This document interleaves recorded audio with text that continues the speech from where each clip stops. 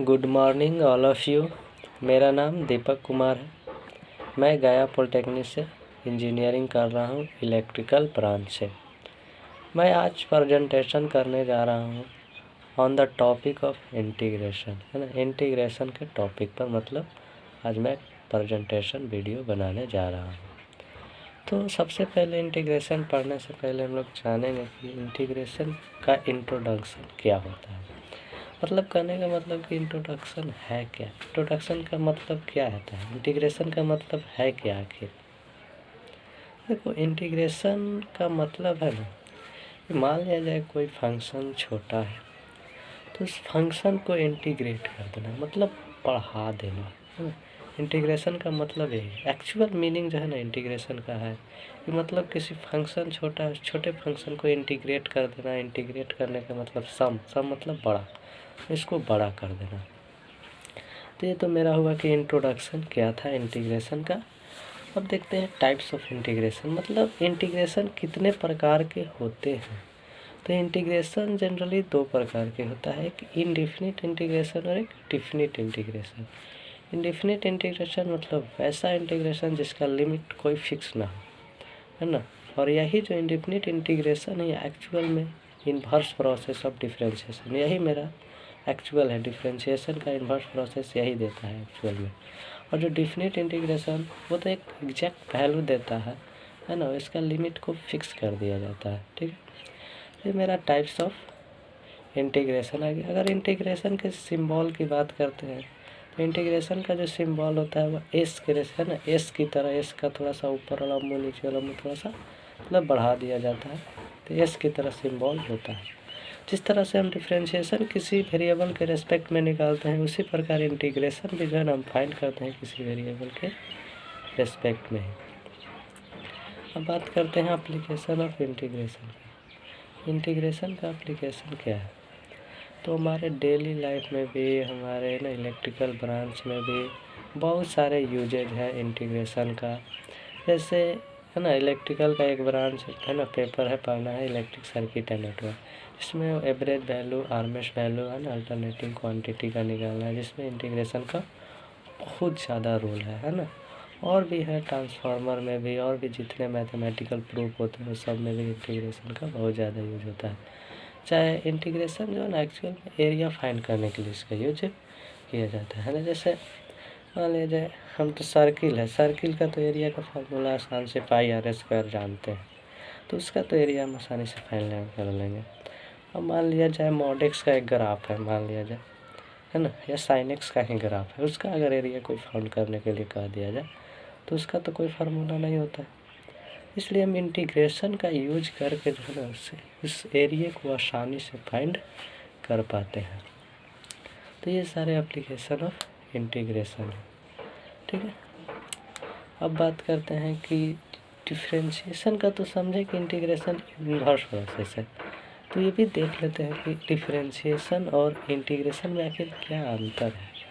देखो, डिफरेंशिएशन और इंटीग्रेशन में खास कोई अंतर नहीं है। अगर कहा जाए तो एक दूसरे का तो इन्वर्स प्रोसेस है। इन्वर्स प्रोसेस करने का मतलब कि जिस फंक्शन का हमने डिफरेंशिएशन किया और डिफरेंशिएशन करने पर जो आया, उस फंक्शन को इंटीग्रेट करने पर उस फंक्शन को हम ले आ देते हैं। इसलिए कहते हैं कि ये इन्वर्स प्रोसेस है इंटीग्रेशन का, है ना। तो ये और भी डिफरेंस है, जैसे है ना, डिफरेंशिएशन यूनिक होता है लेकिन इंटीग्रेशन इज नॉट यूनिक, है ना। और जो जियोमेट्रिकल मीनिंग होता है ना डिफरेंशिएशन का, वो किसी फंक्शन के कर्व का स्लोप को बताता है, जबकि जो इंटीग्रेशन होता है किसी फंक्शन के कर्व से जो रीजन बाउंडेड होता है, इस रीजन का एरिया बताता है इंटीग्रेशन, है ना। तो ये भी डिफरेंशिएशन है। और इंटीग्रेशन और डिफरेंशिएशन सभी फंक्शन के लिए नहीं एप्लीकेबल होता है ना। ओनली फॉर कंटिन्यूअस फंक्शन, सिर्फ कंटिन्यूअस फंक्शन का ही हम इंटीग्रेशन और डिफरेंशिएशन निकाल सकते हैं। ठीक है, तो दोनों तो फंक्शन पर ही प्रोसेस है, मतलब दोनों फंक्शन को ही इंटीग्रेट किया जाता है, डिफरेंशिएट किया जाता है ना। कुछ स्टैंडर्ड फार्मूले देख लेते हैं इंटीग्रेशन का, है। जैसे साइन एक्स का अगर इंटीग्रेशन पूछ दिया कोई, तो साइन एक्स का इंटीग्रेशन माइनस कॉस एक्स होता है। उसी प्रकार कॉस एक्स का अगर इंटीग्रेशन कोई पूछ दिया जाए तो कॉस एक्स का इंटीग्रेशन माइनस साइन एक्स होता है ना। और टेन एक्स का अगर इंटीग्रेशन पूछ दे तो टेन एक्स का log of sec x d है ना, log of sec x plus में सी। इसी प्रकार कॉट एक्स का पूछ दे तो log of sine x plus में सी।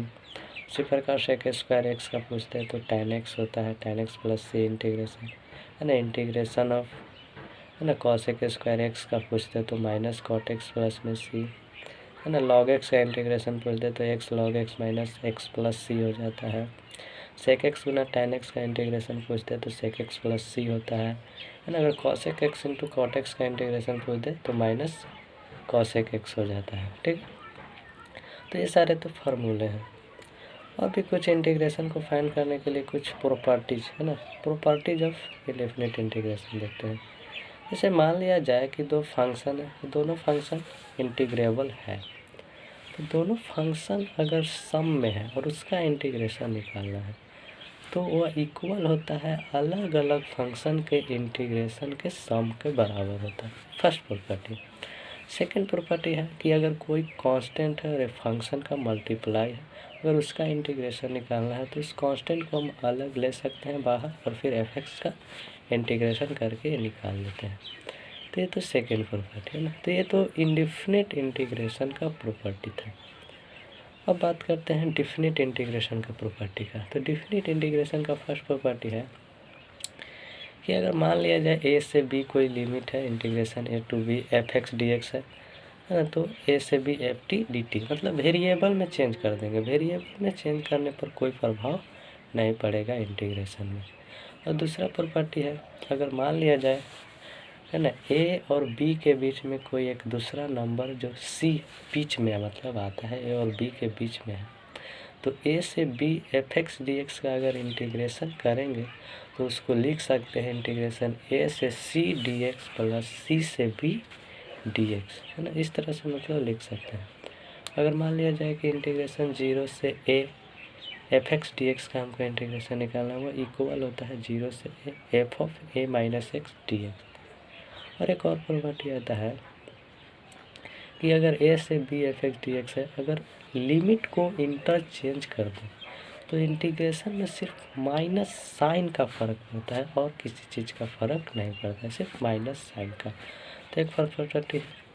एक और प्रॉपर्टी है कि अगर माइनस ए से a f x d x है ना, तो 2 इंटू जीरो से a f x d x होगा जब एफ एक्स इज मेरा इवन फंक्शन होगा, और जीरो हो जाएगा जब एफ एक्स मेरा ऑड फंक्शन। अब आता है कंसेप्ट कि इवन फंक्शन है, ऑड फंक्शन क्या होता है ना। जैसे मान लें कोई function f x equal to दिया हुआ है, तो अगर उसमें एफ माइनस एक्स पुट करने पर एफ ऑफ एक्स ही रह जाए तो कहेंगे कि वह फंक्शन मेरा इवन फंक्शन है। अगर एफ ऑफ माइनस एक्स को पुट करने पर माइनस एफ ऑफ एक्स आ जाए है ना, तो कहेंगे कि वो मेरा जो फंक्शन है कौन फंक्शन है, तो ऑड फंक्शन है ना। तो इस केस में इसका इंटीग्रेशन जीरो हो जाएगा। उसी प्रकार एक और प्रॉपर्टी है कि अगर इंटीग्रेशन आपको जीरो से 2a F x d x निकालना है तो इसका हो जाता है जीरो से 2 इंटीग्रेशन जीरो से एफ एक्स डी एक्स। कब के केस में, जब integration f of 2a minus x है ना इक्वल टू अगर एफ एक्स हो तभी होगा, अन्यथा जीरो हो जाएगा। जब f of 2a minus x equal to minus f of x तो इसका वैल्यू जीरो हो जाएगा। तो ये सारे हमने प्रॉपर्टी देख लिया डिफिनिट इंटीग्रेशन इंडेफिनिट इंटीग्रेशन का। आप देखते हैं कि इंडेफिनिट इंटीग्रेशन को सॉल्व करने के कौन कौन से मेथड्स हैं। तो सबसे पहला मेथड तो यही सारे जो स्टैंडर्ड फार्मूले बताए इसी फार्मूले पर है ना, मतलब स्पेस है, इसी फार्मूले पर बेस्ट मतलब बनेगा है ना। तो ये सब तो सिंपल है, फार्मूला पर सिर्फ बनाना है। दूसरा मेथड आता है सब्स्टिट्यूशन मेथड। देखो सब्स्टिट्यूशन मेथड क्या कहता है ना इंटीग्रेशन का, सब्स्टिट्यूशन मेथड कुछ नहीं है। मान लिया जाए कोई फंक्शन दिया, मतलब एक सुटेबल सब्स्टिट्यूशन लेकर उस फंक्शन को इंटीग्रेट करें। सुटेबल कहने का मतलब हुआ कि मतलब वैसा सब्स्टिट्यूट लेंगे, वैसा सब्स्टिट्यूशन जिससे मेरा जो प्रॉब्लम हो जाए मतलब आसान हो जाए, मतलब आसानी से बन सके। सब्स्टिट्यूशन का यही इफिशियंसी है, एक ताकत है कि जिसके द्वारा हम किसी भी बड़े बड़े फंक्शन को हम इंटीग्रेट कर सकते हैं आसानी से, एक छोटा सा सब्स्टिट्यूशन करके, है ना। तो ये सब्स्टिट्यूशन मेथड आ जाता है कि रेशनलाइजेशन मेथड, है ना। रेशनलाइजेशन मेथड मान लीजिए जैसे रूट अंडर में इंटीग्रेशन अगर निकालना है 1 में root under sine x plus में कॉस, ना, तो इसका इंटीग्रेशन रेशनलाइजेशन करके, है ना, आसानी से निकाल सकते हैं। और भी आता है इंटीग्रेशन बाई पार्ट जैसे, है ना। तो बाई पार्ट मेथड क्या होता है ना, बाई पार्ट जो मेथड होता है दो फंक्शन के मल्टीप्लिकेशन के इंटीग्रेशन निकालने के लिए लगता है ना। अगर दो फंक्शन मल्टीपल में है तो उस फंक्शन का अगर हमको इंटीग्रेशन निकालना है तब वहाँ पर बाई पार्ट का ज़रूरत पड़ता है। तो देखो बाई पार्ट कहता है कि अगर दो फंक्शन मान लिया मल्टीप्लाई में है u into v d x, तो इसका integration u into integration of v d x minus integration of differentiation d u by d x, है ना, integration d v by d x पूरा फिर टोटल का इंटीग्रेशन। तो ये बाई पार्ट मेथड होता है। देखो बाई पार्ट में u और v किसको चूज करें इसके लिए भी एक रूल है, जो आईलेट या LIAT भी होता है। मतलब इसके अनुसार आई मतलब इन्वर्स ट्रिग्नोमेट्री, L मतलब लॉगरिथमिक, A मतलब एल्जेब्रिक, T मतलब ट्रिग्नोमेट्रिक, E मतलब एक्सपोनेंशियल। मतलब जो फर्स्ट है उसको u फर्स्ट फंक्शन लेंगे, जो लास्ट में उसको लास्ट फंक्शन भी लेते हैं। ये मेरा एक रूल है बाई पार्ट करने से। एक और मेथड आता है पार्शियल फ्रैक्शन, है ना। मतलब पार्शियल फ्रैक्शन से इंडेफिनिट इंटीग्रेशन को कैसे फाइंड करेंगे। देखो पार्शियल फ्रैक्शन मतलब पार्शियल फ्रैक्शन दो प्रकार के होते हैं, है ना। एक होता है प्रॉपर और इम्प्रॉपर, है ना। तो जो हम लोग पार्शियल फ्रैक्शन करते हैं इम्प्रॉपर के लिए ही जनरली यूज करते हैं, प्रॉपर के लिए नहीं। प्रॉपर करने का मतलब कि न्यूमरेटर का डिग्री लेस देन डिनोमिनेटर की डिग्री से हो तो प्रॉपर, है ना, फंक्शन है। और इम्प्रॉपर मतलब न्यूमरेटर का डिग्री डिनोमिनेटर की डिग्री के बराबर या बड़ा हो तो वह इम्प्रॉपर। तो ऐसे फंक्शन के लिए हम जनरली पार्शियल फ्रैक्शन यूज करते हैं। पार्शियल फ्रैक्शन मतलब है पार्शियल पार्ट, मतलब छोटा छोटा टुकड़ा में इसको तोड़ के आसान से बना देना। जैसे मान लें कोई फंक्शन दे दिया है 1/x + 1 into x + 2 into x + 3, है ना। ऐसा मान लें इसको इंटीग्रेशन करना है तो सबसे पहले हम इसको पार्शियल फ्रैक्शन पर अलग अलग तोड़ लेंगे, हम इसी आसानी से बन जाएगा फिर इसके बाद इंटीग्रेशन ना। तो पार्शियल फ्रैक्शन का यही मतलब होता है, मतलब अलग अलग तोड़ कर, है ना, उसको बना देना। तो ये सारे बहुत सारे मेथड्स हैं सॉल्व करने के लिए इंटीग्रेशंस के, है ना। इतना ही नहीं, बहुत सारे मेथड है। जैसे एक और मेथड है कि अगर मान लिया जाए integration e⁻x into f(x + f'(x) dx के फॉर्म में है तो इसका इंटीग्रेशन डायरेक्टली e⁻x f(x + में c हो जाता है ना। ये तो डायरेक्ट है ना। और भी बहुत सारे स्टैंडर्ड फॉर्म है, जैसे इंटीग्रेशन आपको निकालना है 1/a² प्लस में x², तो इसका फार्मूला 1 में a tan इनवर्स x में प्लस में c होता है। इसी प्रकार अगर इंटीग्रेशन आपको निकालना है 1/x² माइनस a², तो 1 में 2a log of mod x minus a/x plus a, उसमें इसी प्रकार अगर integration 1/√a² minus x² dx का निकालना है तो 1 में 2a log a plus x में a माइनस x प्लस में c होता है। इसी प्रकार इंटीग्रेशन 1/a² माइनस x² निकालना है तो sine inverse x a plus में c। इसी प्रकार इंटीग्रेशन 1/√x² प्लस में a² dx का निकालना है तो log of mod x a plus में √x² plus a² plus b।